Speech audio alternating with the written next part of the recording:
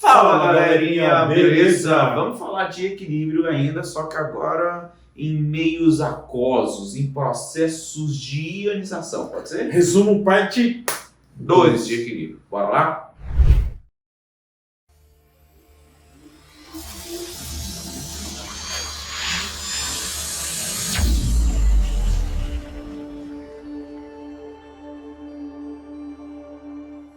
Galera, quando você tem um equilíbrio em meio aquoso, a água, que é o nosso solvente ali, ela não vai interferir no nosso valor da constante de equilíbrio. Por quê? Porque se uma molécula de água reage ali no processo, uma multidão de moléculas de água que tem ao redor, ela permanece praticamente com a mesma concentração. E se a concentração da água fica constante, isso significa que a concentração da água não vai interferir no valor da constante de equilíbrio, já que ela é sempre o mesmo valor, certo? Por isso nós podemos dizer que quando você tem um solvente, que no caso o solvente mais comum é a água, esse solvente, a concentração dele não interfere na constante de equilíbrio. Em meio ácido, em soluções ácidas, isso é comum. Imagina um ácido que em meio aquoso libera H+, e A-. Lembrando que esse H+ aí, galera, ele também pode ser escrito na forma de H3O+. Seria equivalentes. É como se esse H+ se juntasse a uma molécula de água. Quando eu vou falar da constante ácida, eu posso falar que a constante ácida é igual à concentração dos íons formados dividido pela concentração do ácido que não sofreu o processo de ionização, ou seja, que não se partiu, que não liberou os íons.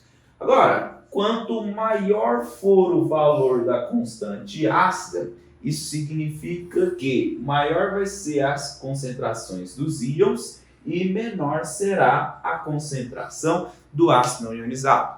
Isso significa que quanto maior é o valor da constante ácida, mais ácido é aquele composto. Por exemplo, ácido clorídrico, constante ácida dele 1 vezes 10⁷. É uma constante ácida muito maior. A concentração de íons é enormemente maior do que a concentração da espécie não ionizada. Vocês pegam um ácido acético, que é o que forma o vinagre. A constante de ionização dele, numa temperatura ambiente, é por volta de 1,8 vezes 10⁻⁴, que é um valor bem menor do que do ácido clorídrico, significa que ele não libera tantos íons assim, significa que ele não é um ácido tão forte. O mesmo raciocínio nós podemos ter para bases, só que aqui eu vou pensar em bases de uma maneira diferente do conceito de Arrhenius.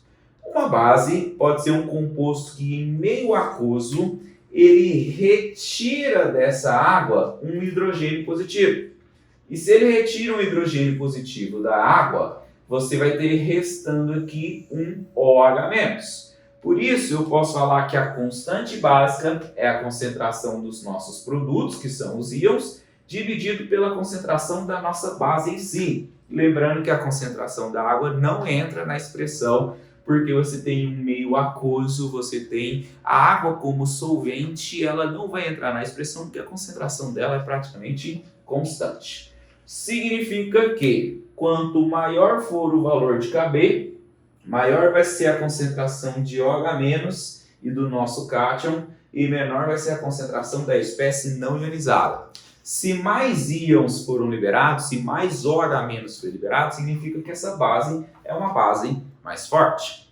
De maneira genérica aqui, de maneira mais completa, quero dizer, tanto para ácidos quanto para bases, ou para qualquer reação de ionização, qualquer reação onde você tem uma substância se convertendo em íons, você pode utilizar essa fórmula aqui para calcular a constante. A constante de ionização, que pode ser tanto a constante básica quanto a constante ácida, ela é igual à concentração da nossa solução vezes o grau de ionização elevado ao quadrado. Lembrando que o grau de ionização é o quanto de partículas ionizaram dentro do total de partículas, dividido por 1 menos o grau de ionização. Lembrando que o grau de ionização sempre vai ser um valor menor do que 1. Ele pode até ser muito próximo de 1 quando o ácido for um ácido extremamente forte ou a base for extremamente forte, que aí 1 seria equivalente a 100% ionizado, 100 sobre 100 igual a 1. Mas nunca vai ser exatamente 100%. Quanto mais forte for esse alfa aqui, quanto mais próximo de 1 ele for, menor vai ser esse resultado, e se menor é o nosso denominador, maior vai ser a nossa constante de ionização. Para ácidos fracos, esse alfa é tão pequenininho que a gente pode até cancelar ele dessa equação.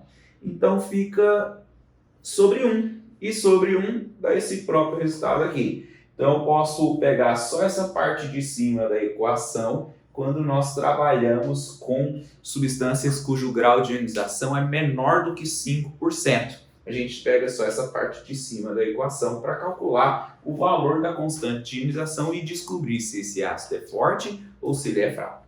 Quanto maior for o grau de ionização, maior será a nossa constante de ionização também. Você percebe que eles são grandezas diretamente proporcionais.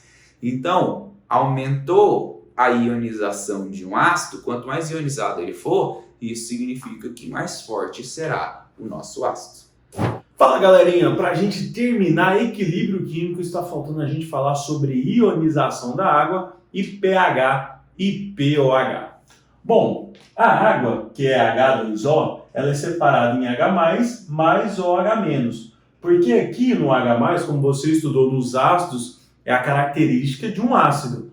E a liberação de OH- é a característica de uma base. E quando um ácido está na presença de uma base, ou uma base está na presença de um ácido, sabemos que ocorre um processo de neutralização.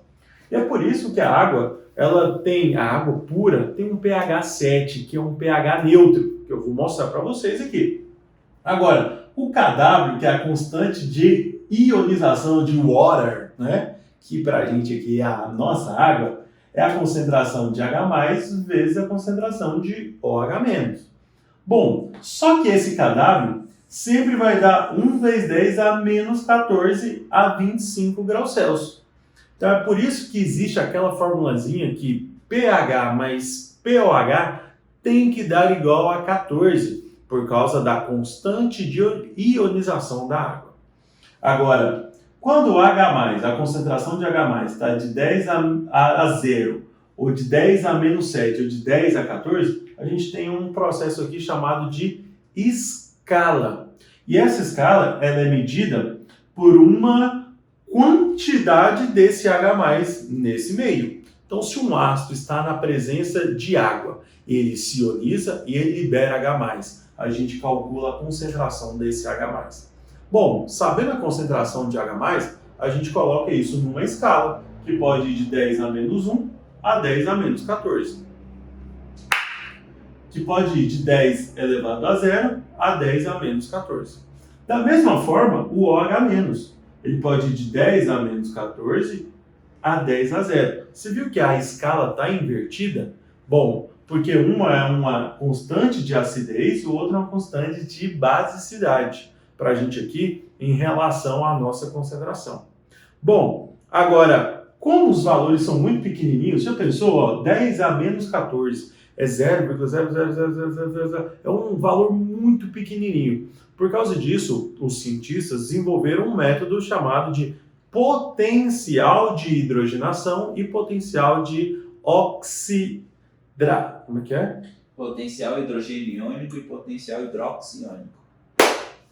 Por causa disso, os cientistas desenvolveram o potencial hidrogênio-iônico e o potencial oxidriônico, para ficar em valores bem menores e positivos para nossa fácil aprendizagem ou fácil aplicação no nosso dia a dia. Bom, esse potencial hidrogênio-iônico ele vai de uma escala de 0 a 14. Então ele pega essa concentração de H+, que é um número pequenininho, e transforma isso num número inteiro e positivo, que varia de 0 a 14. A partir do 7 aqui é neutro, né? Então, de 7 para baixo aumenta a acidez. De 7 para 14 aumenta a basicidade ou diminui a acidez. Da mesma forma, na escala de pOH, que é o potencial óxido iônico, ele vai de 7 para 14, que é mais ácido, ou de 7 para 0, que ele se torna mais básico. Tudo isso vendo em conta essa escala, concentração de H+, concentração de OH-, por causa da ionização da água, que é de 10 a menos 14. Fechou, galera? Galera, então, como você pode ver aqui, o Pavanelli falou pra gente, OH vezes H+, tem que ser um valor constante. Então, quanto maior for um, menor vai ser o outro, para que o valor da constante seja estabelecido.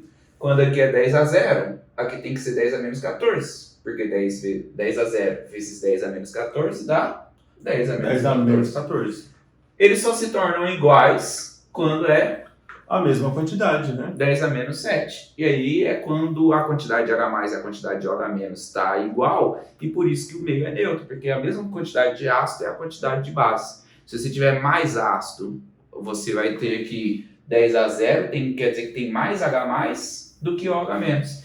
Então, quando você aumenta um, o outro diminui. Quando você diminui um, o outro aumenta, e eles só se tornam iguais no potencial de 10 a menos 7. E aí, para ficar um valor mais fácil de ser percebido, a gente pega só o númerozinho da potência aqui e chama de pOH ou pH, quando for de H+.